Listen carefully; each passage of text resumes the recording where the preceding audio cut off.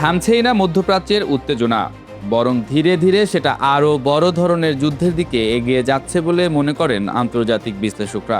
কয়েকদিন আগে ইরানের ইউরেনিয়াম নিজেদের কাছে রাখতে প্রস্তাব দিয়েছিল রাশিয়া।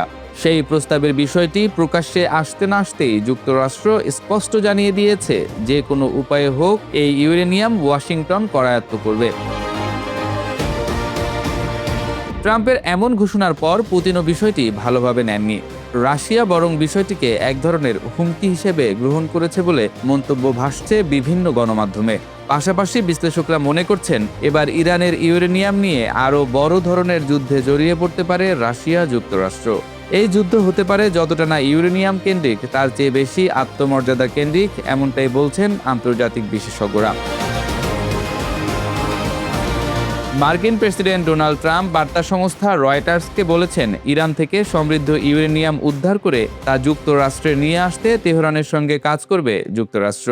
তবে ইউরেনিয়াম স্থানান্তরের বিষয়ে কোনো চুক্তিতে রাজি হওয়ার কথা অস্বীকার করেছে ইরান। তারা বলেছে, যুক্তরাষ্ট্রে ইউরেনিয়াম স্থানান্তর তাদের জন্য কোনো বিকল্প হতে পারে না। রয়টার্সকে টেলিফোনে দেয়া সাক্ষাৎকারে ট্রাম্প বলেন, আমরা একসঙ্গে কাজ করব। আমরা ধীরে ধীরে সময় নিয়ে ইরানের ভেতর ঢুকব এবং বড় বড় যন্ত্রপাতি দিয়ে খনন কাজ শুরু করব। এরপর আমরা সেগুলো যুক্তরাষ্ট্রে নিয়ে আসব। ট্রাম্প নিউক্লিয়ার ডাস্টের কথা উল্লেখ করে বলেন, শিগগিরই তা উদ্ধার করা হবে।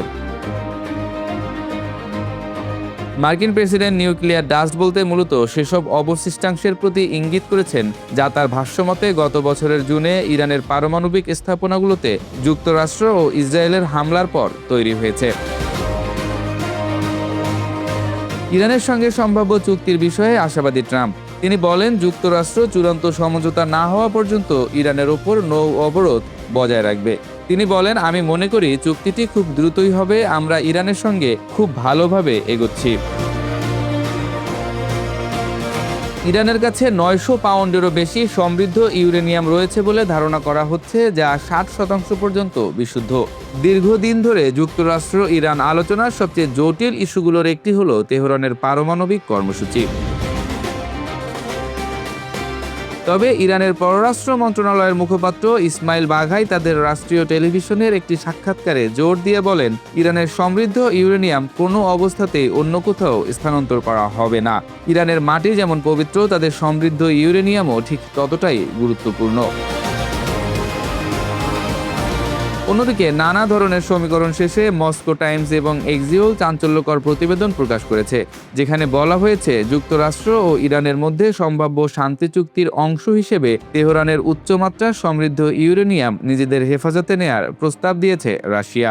ক্রেমলিনের পক্ষ থেকে জানানো হয়েছে, দুই দেশের মধ্যে বৈরিতা নিরসন এবং দীর্ঘমেয়াদী শান্তি প্রতিষ্ঠার লক্ষ্যে মস্কো এই পারমাণবিক জ্বালানি গ্রহণ করতে প্রস্তুত।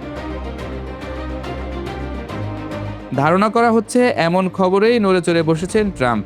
ইউরেনিয়াম রাশিয়ার হাতে চলে গেলে সেটা পুতিনকে আরও শক্তিশালী করে তুলবে, যা যুক্তরাষ্ট্রের জন্য হুমকি হতে পারে। যে কারণে ইরানের ইউরেনিয়াম নিজেদের দখলে নিতে নতুন করে ছক কষছে যুক্তরাষ্ট্র। বিশ্বের বৃহত্তম পারমাণবিক অস্ত্রের মজুদ থাকা দেশ হিসেবে রাশিয়া এর আগেও একাধিকবার ইরানের সমৃদ্ধ ইউরেনিয়াম নিজেদের কাছে রাখার প্রস্তাব দিয়েছিল।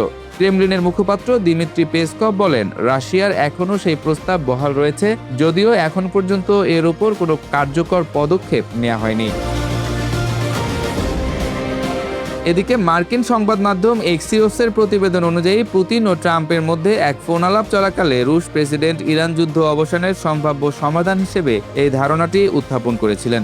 তবে ট্রাম্প এই প্রস্তাব নাকচ করে দিয়ে স্পষ্ট জানিয়েছেন, ওয়াশিংটন এই ইউরেনিয়ামের মজুদ নিজেদের নিয়ন্ত্রণ নিতেই প্রতিশ্রুতিবদ্ধ। সর্বশেষ ট্রাম্প আবারও ইরানের ইউরেনিয়াম যুক্তরাষ্ট্রের মজুদের স্পষ্ট বার্তা দিয়েছেন।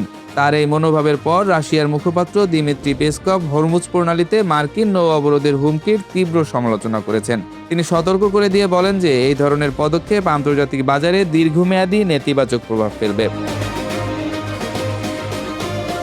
বর্তমানে ইরান ও যুক্তরাষ্ট্রের মধ্যকার শান্তি প্রক্রিয়া এক ধরনের অনিশ্চয়তার মুখে পড়েছে। ইসলামাবাদে আলোচনা ব্যর্থ হওয়ার পর উভয় পক্ষই এখন নিজেদের অবস্থানে অনড় রয়েছে।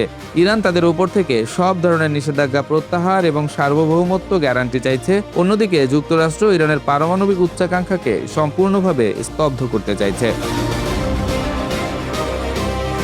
এই প্রেক্ষাপটে রাশিয়ার ইউরেনিয়াম গ্রহণের প্রস্তাবটি একটি মধ্যবর্তী সমাধান হিসেবে কাজ করতে পারে কিনা তা নিয়ে এখন কূটনৈতিক মহলে নতুন করে আলোচনা শুরু হয়েছে। তবে ওয়াশিংটন বা তেহরান কোনো পক্ষই এখন পর্যন্ত মস্কোর এই প্রস্তাবে সরাসরি সম্মতি জানায়নি।